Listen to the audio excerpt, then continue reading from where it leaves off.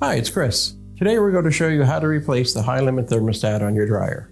It's a fairly easy repair. We'll take you through it step by step. In doing today's repair, we're going to need to take the machine completely apart.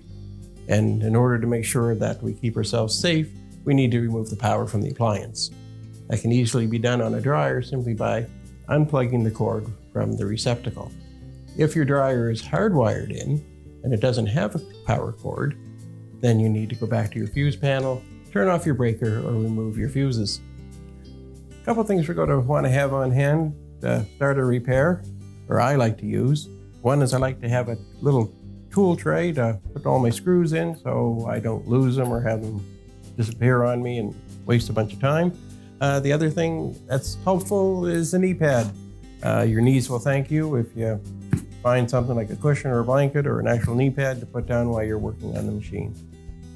To start off with, we're simply going to open the door, and in the corners, here and here, are Phillips screws. So with our number 2 Phillips screwdriver, we're simply going to remove those screws. And this will allow us to remove the top to access the rest of the machine. With those screws removed, we can now lift the top, grab the front corners of the top, elevate it, slide it a little bit to the left, and the cover comes right off, and we'll set it to one side. So now we're going to release the front panel. To do so, we're going to remove this screw. So we now move to the other side and remove that same screw, but we're going to want to hang on to the front, because once the screw is removed, the whole front assembly will be free. We'll hold the edge of the drum assembly, pull the front forward. Pick that up and swing it around. So we're going to want to disconnect these wires. Some of the wires are for your door switch, some are for your sensing bars, and your light bulb as well. You may want to take, if you have a smartphone available to you, just take a picture of those so that later on when we go to connect them, you're able to go back and double check as to what wire went where. So we're going to undo this little cover. Oh, my slides right out. And now you're able to see the door switch. We're going to remove this white wire just by pulling it. And we also have a brown wire that needs to be removed as well. And we just wiggle that off the connector and it's free. In the same area, we have a red and a black connector, and that just gets pulled apart. There's one more connector as well. And again, that's just a matter of applying a little pressure and separating it. So now with the harness separated, we're now able to remove the front and set it to one side. So now we need to remove the belt from the motor and idler pulley so that we can free the drum assembly. To do that, we're going to do that from the front of the machine, and it means reaching in, lifting the drum, pulling the idler pulley so we free the tension on the belt, drop the belt off the motor pulley. Now the belt is free and loose, and we're able to remove the drum. Just go to raise it a little, pull forward,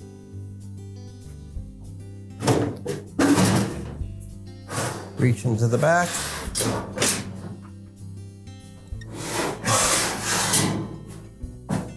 and pull the drum out, and set it to one side.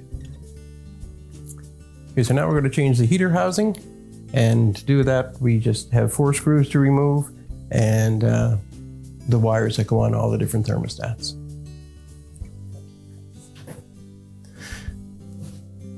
We'll just start from the bottom, work our way clockwise. And these terminals typically just require a little bit of a wiggle and a pull.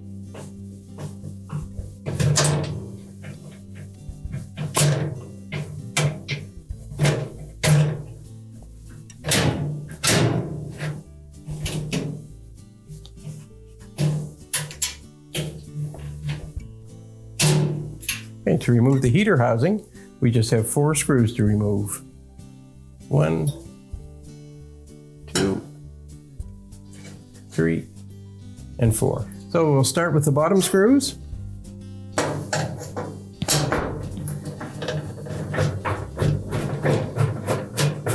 Now we'll just reach up and hold the housing with one hand and remove the last screw. Now our housing is free, and we can now change that thermostat. To change the high limit thermostat, it's really quite easy. It's just 1 screw that has to be removed. Remove the thermostat, set it to one side, take your new thermostat, insert the tab into the slot, and reinstall that number 2 Phillips screw. And just snug it up. Your thermostat's now in place, and we're ready to install the housing. Now, to install the housing back into the dryer, I'm just going to load a screw onto the end of my screwdriver so it's ready.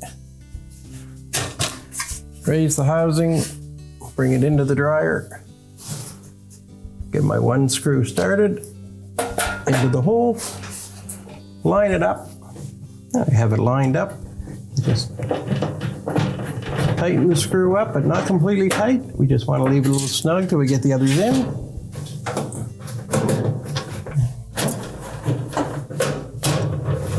Now that the last screw is in, we'll just go back and snug up the others.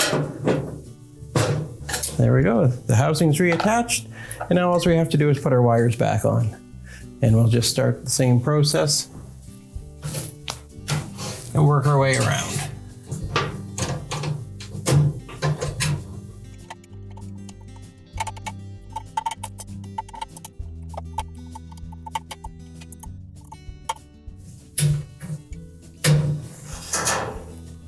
And there, the heater assembly is installed and wired up and ready to have the drum put back in.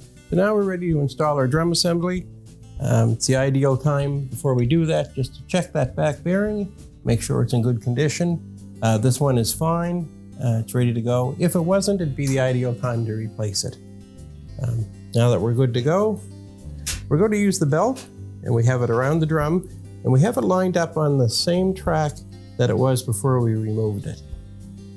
So using the belt as a carrying handle, we're going to just lift the drum and insert that shaft into the receptacle in the back.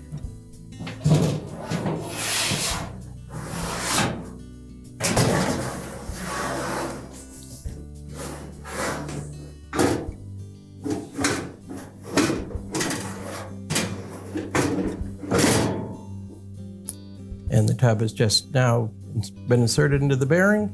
We'll just release the belt. And now our next step is to get down in the front and connect the belt. Just going to reach in, put the belt onto the idler, put the belt around the motor pulley.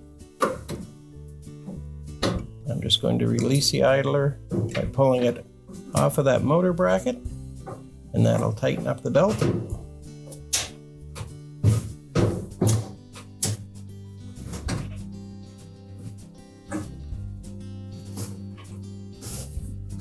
And we're good. We'll just do a quick little test. Rotate the drum, and as you can see, the blower is turning, and we know the belt is on. Now we just have to put the front back on the dryer. So now we just need to connect our wiring harness back onto the front, and then we can reinstall it onto the dryer. Start with the white wire. Slide that into place. The brown wire.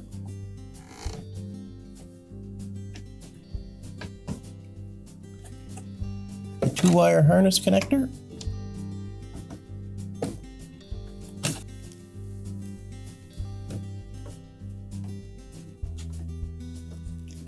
Resecure the harness cover. And now we're ready to slip the front on. So on the front of the dryer at the bottom, we have 3 locating tabs, 1, 2, and 3. And those are the tabs that will lock into the bottom of that front when we go to put it on. Swing our front around without yanking on those wires we just connected. Bring it around in front of the machine, raise it up, and drop our front onto those 3 little tabs. One thing we'll just want to make sure is that our wires are not in the way. Bring the front in towards your drum. And we'll need to raise the drum just slightly so it goes up onto the front housing. And now we just need to put the screw back into that corner that we removed earlier on that side, and the same on this side.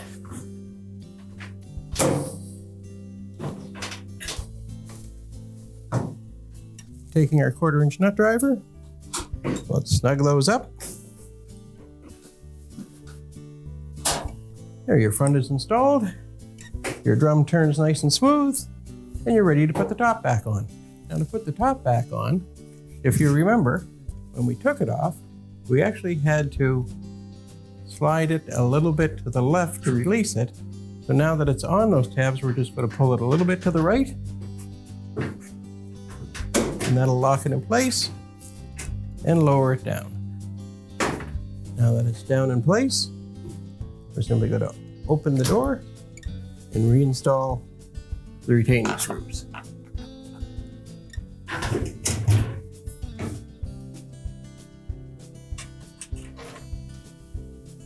I usually just start them with my fingers, so I know they're in the right place, and then just snug them down with the screwdriver. And now that we've completed the repair, it's time to reapply the power to the dryer. So that means either plugging the cord back into the outlet, or if need be, return to your fuse panel, insert the fuse, or turn your breaker on. And that should have your dryer up and running and your repair is complete.